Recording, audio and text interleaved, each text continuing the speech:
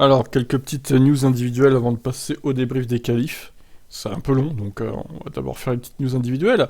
Et Hamilton provoque encore la FIA concernant le port de ses bijoux. Il ne compte pas retirer le piercing dans son nez.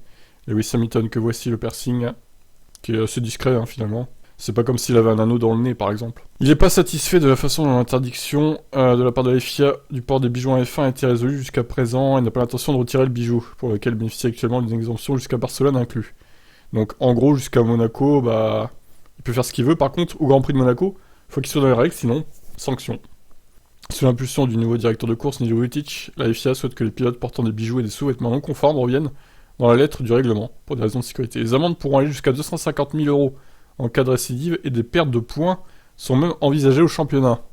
Hamilton a porté des bijoux au nez et à l'oreille pendant de nombreuses années, et bien qu'il ait finalement retiré les bijoux de son oreille après une discussion avec la FIA, il a reçu une exemption de 2 courses pour le piercing dans son nez, qu'il ne peut pas retirer sans intervention médicale. C'est n'importe quoi. J'ai obtenu une exemption ici, j'obtiendrai une exemption pour les autres courses, lance-t-il.